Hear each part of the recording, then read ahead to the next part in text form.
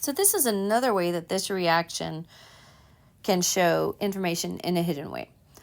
So if you know the pH of something, remember that it's what tells us what's in that bottom section. This also tells us that where dissociates is going to tell us what's in that equilibrium row. So let's go ahead and fill out our ice chart. We still have that same molarity that we worked before. We still are losing HA and we're gaining H3O plus and A minus. So that means our equilibrium row is 0.25 minus X, X, and X.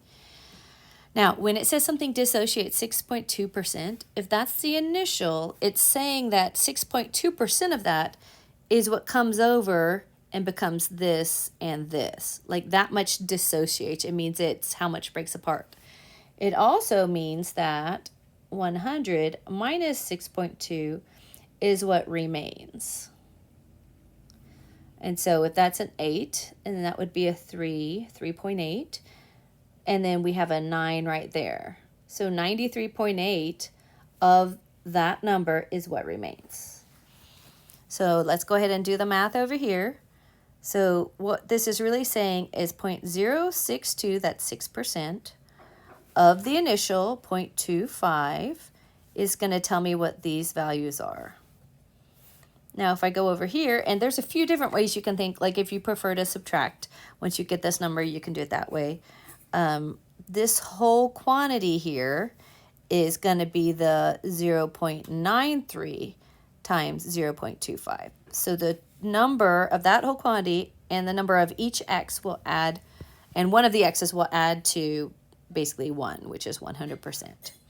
So I'm going to bring over that calculator. So I have 0.93 times 0.25. Whoops, wait, let me do that again.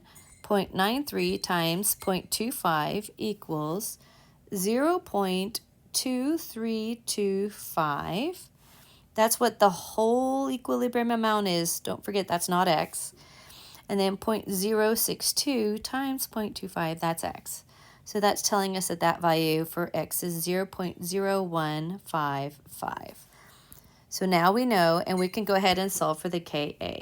We know that it's 0.0155, and we know that that's for this x and this x, so it's that squared over that total amount, 0.2325.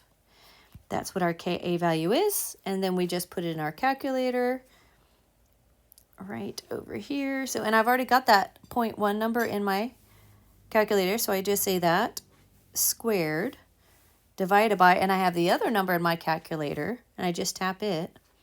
So it tells me that my Ka for this reaction is 1.03 times 10 to the minus 123. Now, generally speaking, for Kas, that's actually a kind of large Ka in general. And so I'm just pointing that out, that most Kas are going to follow at least times 10 to the minus 4th or more.